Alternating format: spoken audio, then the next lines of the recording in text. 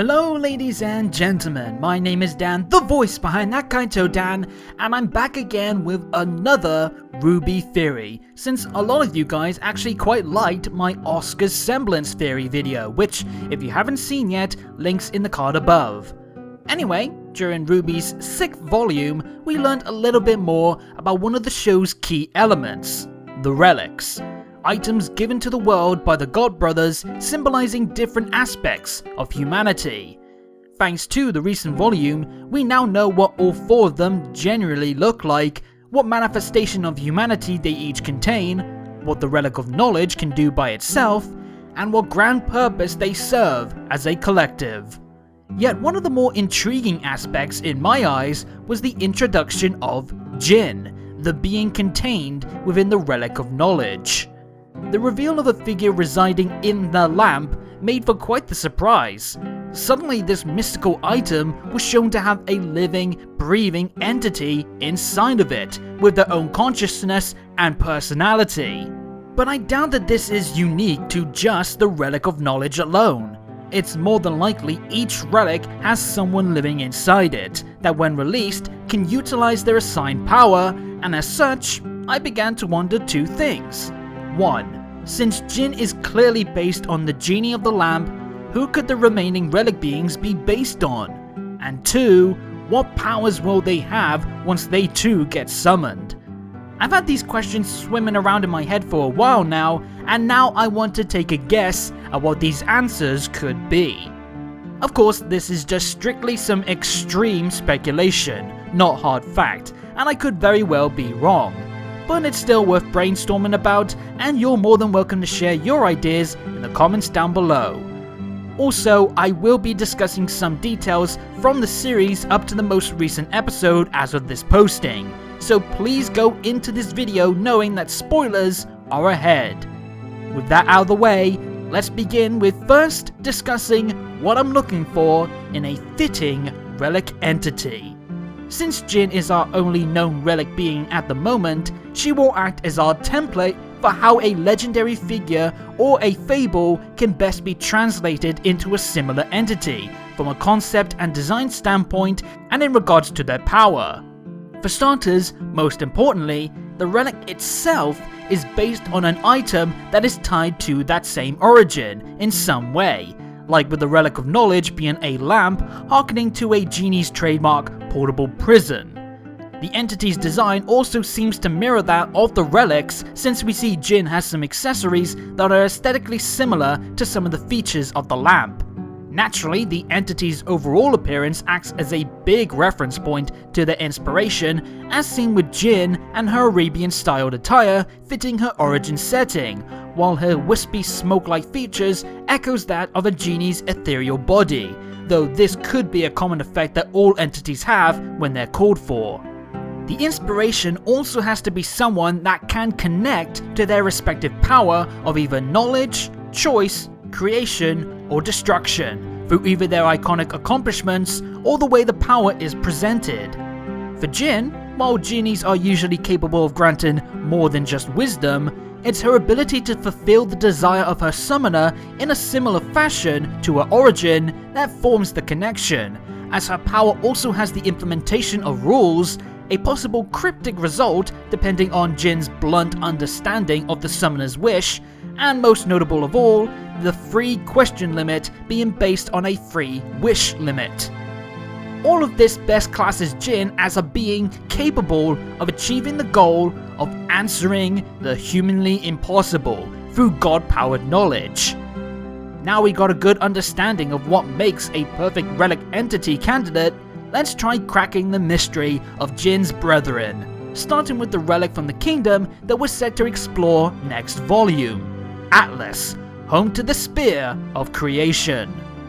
It's worth noting right away that folks have been debating on what this item actually is, some saying that it's a scepter or a staff, but I personally think it's a spear.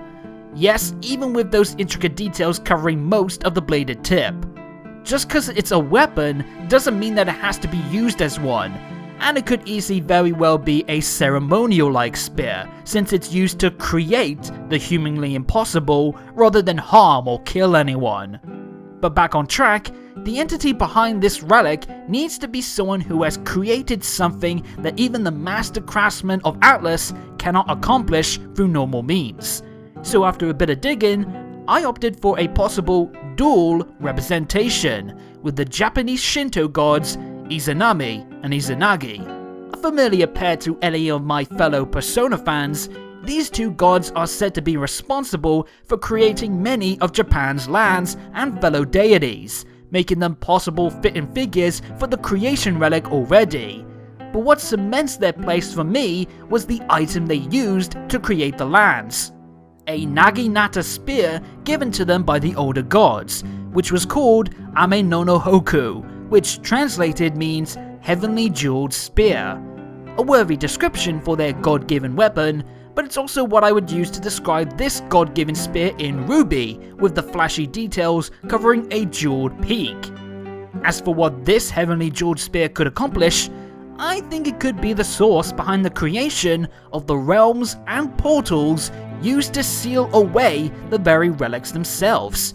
A different viewpoint on the idea of creating land, by actually being able to make completely new locations through their power. I mean, think about it.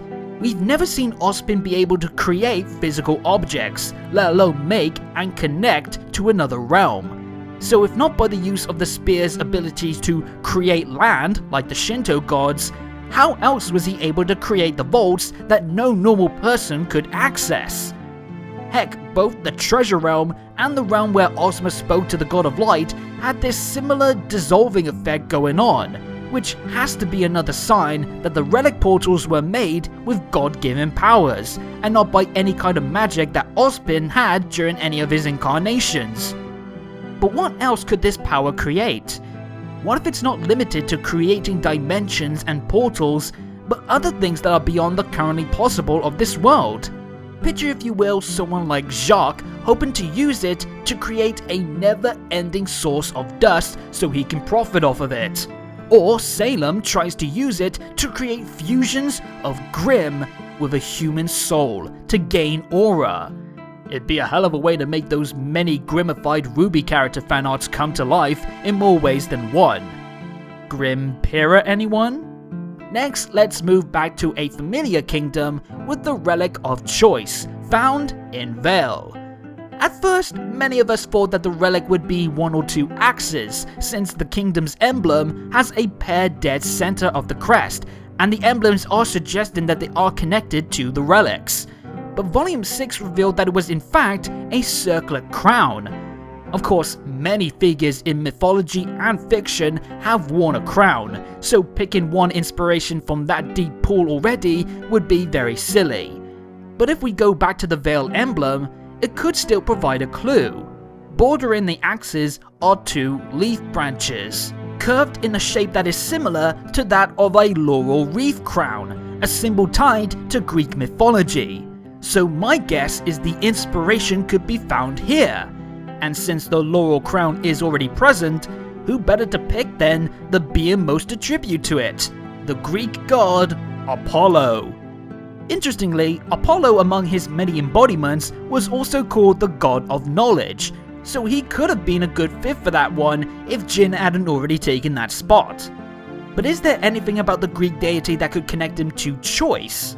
Well, there is the fact that he was also seen as an oracular god, the prophetic deity of the Delphic oracle. And oracles are, of course, someone who provides counsel for those who are in need of aid in making a decision, often providing answers through divination or precognition. This could reflect here then as Apollo the relic entity providing the one who summoned him with the means to choose the humanly impossible, through perhaps glimpses of the future, to see if the choice that they make will become fruitful or lead to bad times. That would be a cool contrast to Jinn's power, since she couldn't discuss something that hasn't happened yet, but in terms of how this power could be used in the story, your guess is as good as mine. It would all depend on whether or not Apollo himself can change things, or if he's only limited to these glimpses into the future. Perhaps Ozpin asks him if he could help make the choice to rewrite his past failures to fix the world, but Apollo's power cannot change the past.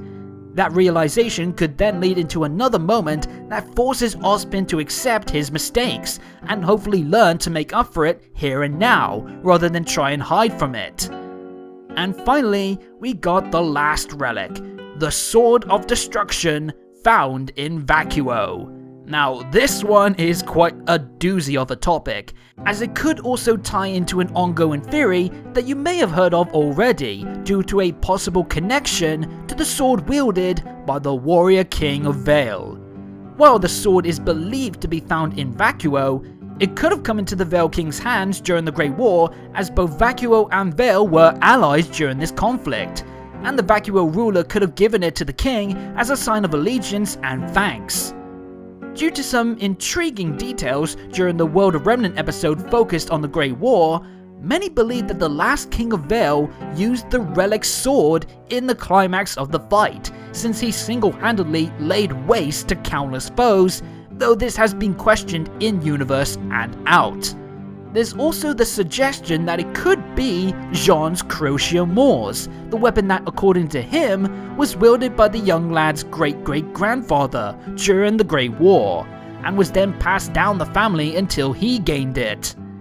In the World of Remnant episode, the king's sword was coloured yellow, and it was the only item besides his crown, possibly Vale's relic, that was coloured differently to the king's overall green silhouette. Considering Crochet Moors is Latin for Yellow Death, this could mean that the King of Vale was in fact Jinn's distant relative. And if that's the case and he was wielding the Relic Sword of Destruction, then it could very well be the case where Jinn has been wielding a relic this entire time. But even if Jinn and the King aren't related, Jinn still having the relic weapon is a possibility when you look into the history of Crochet Moors found in our world that was once wielded by the Roman Emperor Julius Caesar. During a large-scale conflict with Caesar, the British Prince Nennius got the sword stuck in his shield when defending himself, and then he used it as his own to kill anyone in his way before later dying of his wounds, and the sword was buried alongside him. That legend is likely the creative inspiration behind Jinn's shield also being the sword's sheath, and perhaps his great-great-grandfather got the sword stuck in his shield when fighting the King of Vale. That, or he gained it by some other means during the fighting, perhaps once the king ceased fighting, knowing the war was over, and he surrendered his weapon as he began to accept a life away from being this warrior king. If it isn't obvious by now, I'm reckoning that the relic being behind the Sword of Destruction could very well be Julius Caesar himself. Though I do also want to touch on another option, that being either King Arthur or the Lady of the Lake, if the sword isn't tied to Crochet Moors and is instead more in line with the fabled sword Excalibur, which both these two figures have a long history with, and it was also said to hold incredible power beyond that of any normal sword. But regardless of it being either of these contenders, the power the relic would wield should be rather, well, cut and dry. The ability to destroy the humanly impossible. Perhaps even a pair of god brothers if wielded by Salem, or maybe Salem herself could be the target. Imagine it, the immortal witch slain by the sword that can cut through even godly curses. Perhaps it could also break whatever is keeping the Vale relic safe, since Ozpin stashed it away someplace where he feels super confident that it won't ever be found by his enemy. So we got an Arabian knowledge gifting genie, a master building pair of Shinto gods, a decision aiding Greek god, and an almighty destructive Roman royal. Quite the lineup indeed, though again this is just speculation.